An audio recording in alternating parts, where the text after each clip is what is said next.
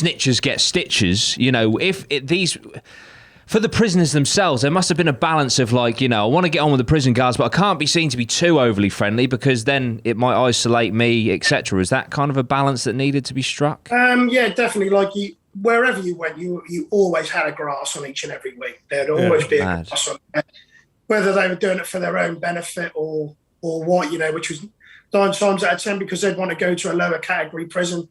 Yeah. So they always felt that if they were like giving information out, that would always help them. And just for an example, like mobile phones were kind of rife in prison when I was there. Yeah. Either getting thrown over the fence, the prisoners were picking them up on exercise, or they were getting smuggled in through visits. And this particular occasion, we had some information which is basically just a posh term to say that somebody's just grassed on somebody. Yeah. He told me that this particular prisoner had a mobile phone.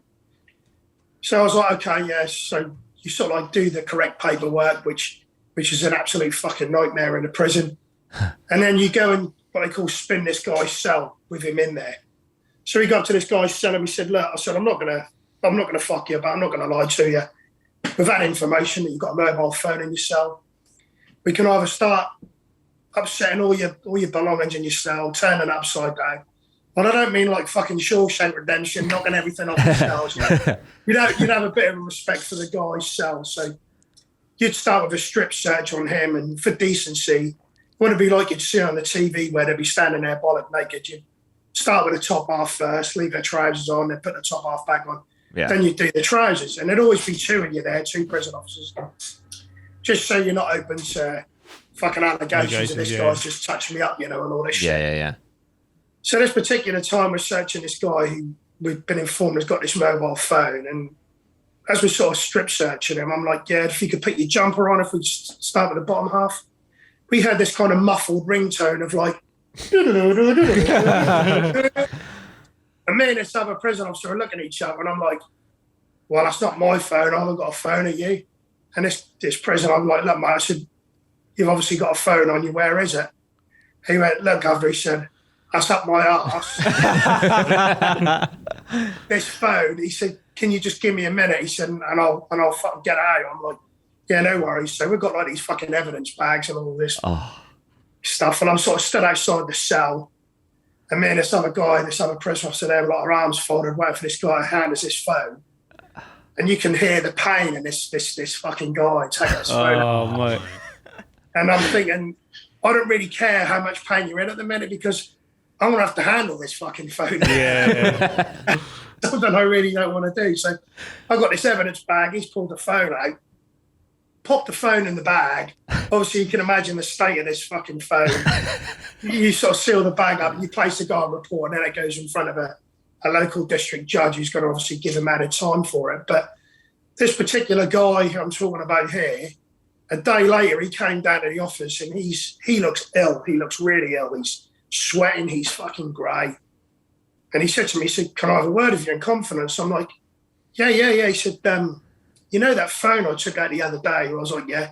He said, well, since I've done that, he said, I feel really ill. I'm like, what? He said, I've got really bad stomach pains, really bad stomach cramps. So as you've got a healthcare in each prison, I report this to the healthcare. They're doing like an abdomen check on this guy. And I said, you're going to have to take him out to hospital. You know, he's going to have to go to hospital. I'm like, what? Ambulance job, or can we just take him ourselves? They went, you can take him, but obviously this guy needs to be going to hospital quick. So we take him to hospital. They give him an x-ray. And when you're giving him an x-ray, you have to go in there, obviously, with him because you're cuffed up to this guy. Yeah. And looking on this x-ray, you could see like this fucking wire going up like his intestine.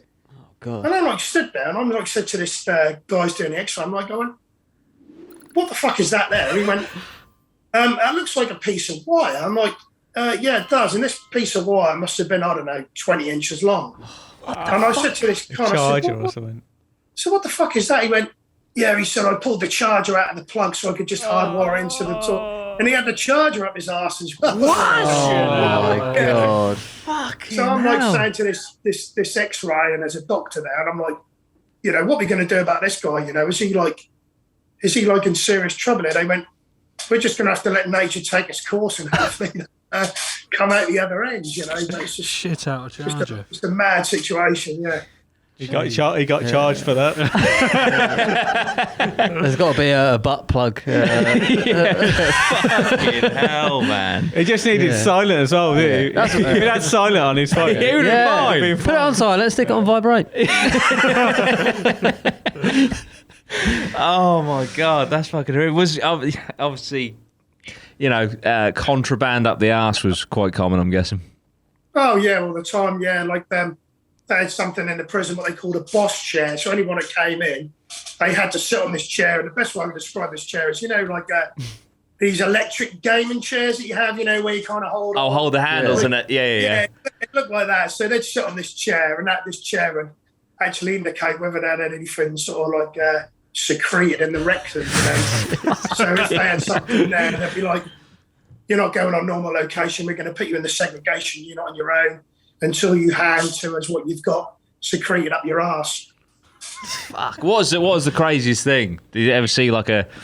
I'm trying to think. Sorry. So you finished in 2014, didn't you? You were there for 11 years. So 2003. I'm trying to think of the size of the phones in the early 2000s. Oh, yeah. Did you have that charger was probably like that big. Yeah. Did you ever have a big old Nokia come out or anything like that? Yeah. Nokia 3310 was kind of like the phone of choice. It's indestructible, that one. So I bet they'd love it now. You can get a tiny little phone. Yeah. Pop that That'd be a right nightmare. In. Yeah. I can probably take 3. Yeah, the early phones. You wouldn't, Being in prison in the late 90s. Imagine if it was a flip phone. Those first phones where you needed the battery pack as well. Not the battery pack. The big antennas. It's a lot.